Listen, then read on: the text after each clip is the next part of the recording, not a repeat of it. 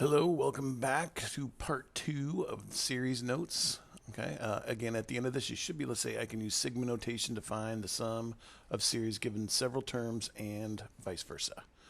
Okay, let's pick up with example 23. We're going to expand and evaluate this here. Okay, so really, expand means to say, okay, what are all these terms going to be here? So if we plug in 1 first, so really, there's several ways you can do this. I'm going to try this, see if this might be helpful. I'm going to actually just make a little t-chart. So here's our k, and then here's what we're plugging it into, k minus 2 squared. So when k is 1, if we plug 1 in, 1 minus 2 is negative 1. Negative 1 squared is 1. When we plug 2 in, 2 minus 2 is 0. 0 squared is 0.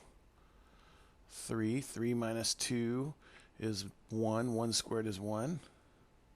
Got to go all the way up to 6, right? 4 minus 2 is 2. 2 squared is 4. 5 minus 2 is 3. 3 squared is 9. And then 6 minus 2 is 4. 4 squared is 16. Okay, and then we're just going to add all these things up, right?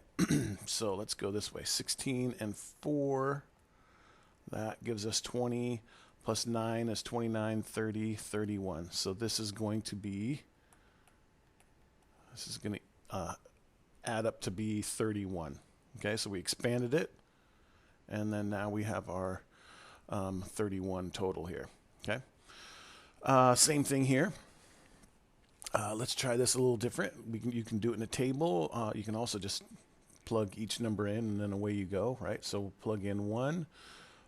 3 to the 1 over 3 to the first power is 1/3, right? Second term, 1 over 3 squared is 1/9. Third, 1 over 3 to the third is 1 over 27. We're going to do this 1 to 7, so 7 total. So 1 over 3 to the fourth is 81. 1 over 3 to the fifth, I don't remember. Let's take a look. Okay, so 3 to the fifth power is 243, so that's 1 over 243. So that's our first 5. And we've got 2 more to do, right? And then we got to add them all up. All right, so let's see. We can basically just multiply that by 3, right, to get 1 over 729, and then multiply that by 3. Get 1 over 2187. Okay, and then we got to add those all up. All right, so let's do that. So we've got 1. I'm going to use the fraction button, 1/3. Plus 1/9. And we're going to keep doing this. Okay, and after they've all been put in, it looks like that. And then we're just going to push enter. And it's going to be basically almost a half. Okay, let's see if it'll turn it into a fraction for us.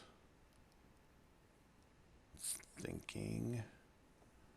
I think it's thinking. Nope, it won't do it. So, this gets really close to 1/2. Okay, so you keep adding them up, and it gets close to a half. All right. Now, there's actually another way you can do this here with the graphing calculator. So I'm going to show you that. Okay, so here's what you do. To do the summation notation on the TI-84s, you got to do alpha and then window, which is this F2, function 2. And then what we want is this summation notation. Okay, so we do summation, not summation notation, but just the summation. And then look, it gives us our little summation. This is our summation notation. So we want to fill out this, fill out our sum here. So what we got to do is match this up. So in this little box here is where we want our variable. So in this case, it's xt theta n. This is our variable button, so we're going to do that. We're supposed to have k. They've got x. It's the same idea. And then we're going to start at 1. And it's important on this not to push enter until you have all your stuff in. Okay, you just push the box to the right and it'll take you to the next spot that they want you to fill in. So we're going to go from 1 to 7. So we push 7 and then we go over, and now we're going to fill in our function. So that's 1 divided by 3 to the k, or in this case x power. Okay, and then we have that all filled in, and now we can push enter and it gives us our summation notation. Not summation notation, it gives us the sum of this series. Okay, so it's 0.49977, and now looking at that, that's a little different than what I came up with, 0.4983. And look, here's the reason. I left out 1 over 729. So I pulled my old equation back up, plus 1 divided by 729. We did everything else as a fraction. This should work out. Push enter, and there's our same answer that we have here. Okay, so which again is getting really, really close to 1/2. Okay, so that's how you can also do it on the calculator. All right. All right, for our next thing, let's take a quick little comedy break, shall we?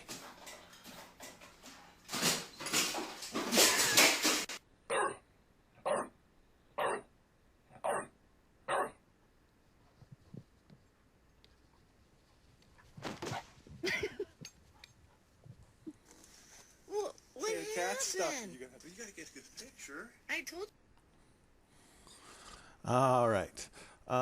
Let's take a look at some more stuff. Properties of sigma notation. If you have some sigma notation and you have two functions added together, you can just find the sum of the first function and then add that to the sum of the second function. Okay? If there's a constant in front of your function, so like if it's 3 times whatever your function is, you can actually just turn that into, find the sum of your function, and then multiply that all by whatever your constant is. Okay? And then also, last one, if your summation is just of a constant, so like this is just 4, it's just going to be equal c times whatever your n is, so 4 times however many terms you have. Okay? All right, now with that, let's do our last example here, example 24.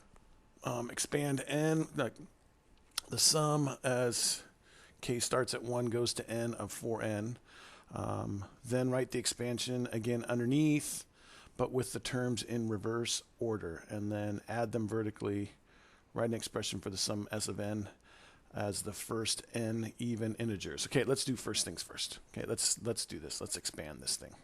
Okay, so for a here, we're just going to start plugging in numbers. Okay, so let's plug in, say, the first 3. So 4 times 1 is just going to be 4. 4 if we plug in 2 for k, 4 times 2 is 8. Plug in 3, 4 times 3 is 12. Plus so forth and so on, dot, dot, dot, means that there's a bunch of stuff in here that we did not include. And then what we normally want to do is we want to end with n. So right before that, we're going to do the term right before n, which would be n minus 1. So what we're really going to do here is say plug in 4 times n minus 1, which is 4n minus 4. So this is going to be plus 4n minus 4. That's our second to the last term, and then officially our last term is going to be n. You plug n in there, and that's just, you replace n with n, and guess what? You get 4n. Okay, so that's everything written in the correct order. Now it says write the terms in reverse order. So we're just going to write it backwards, and I think that's going to lead us into B. So we got 4n plus 4n minus 4 plus dot, dot, dot, plus 12 plus 8 plus 4. So we wrote it in reverse order. So we've taken care of part A. Now we're going to add the terms vertically, like this here, and then write the expression for the sum s of n of the first n even integers is what this is saying here. Okay? So really what we're going to do is we're going to add these up, just like this. Add them up vertically. 4 plus 4n, so we have 4n plus 4. 8 plus 4n minus 4, guess what, is 4n minus 4. And then, let's see, let's skip that one. Let's go to these last two. 4n plus dot, dot, dot, plus 4n minus 4, and 8 is 4n minus 4.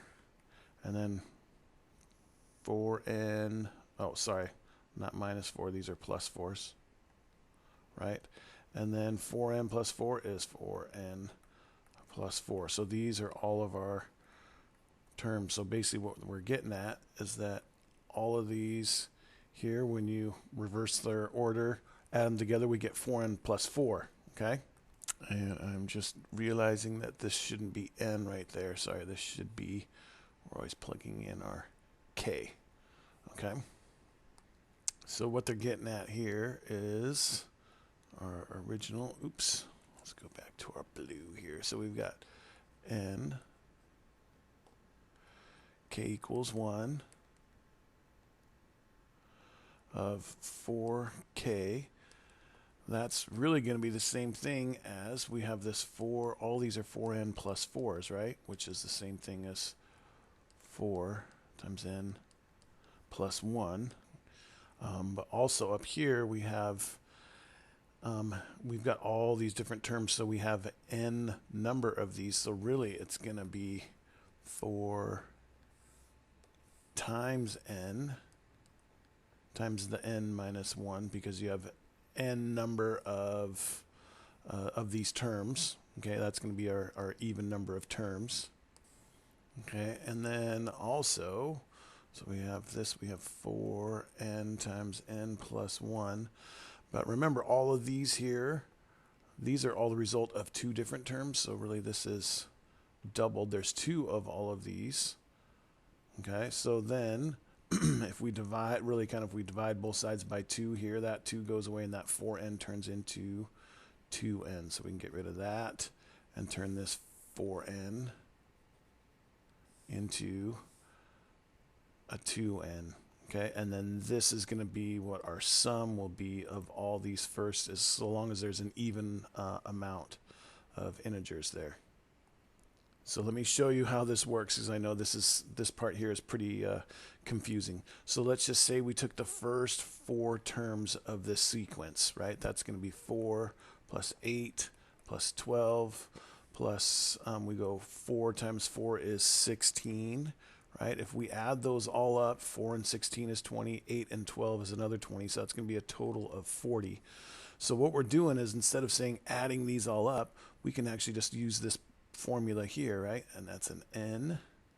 So what we're saying is, instead, let's do this. 2 times 4 times 4, that's our other n, plus 1, right? 2 times 4 is 8. 4 plus 1 is 5. 8 times 5 gives us 40, which is the sum, and that will work for any one of those even, for any one of the even number of terms that we have. Okay, all right. Please, if you have questions on this, please feel free to ask in class, and we'll make sure we get this all cleared up. Okay, thanks.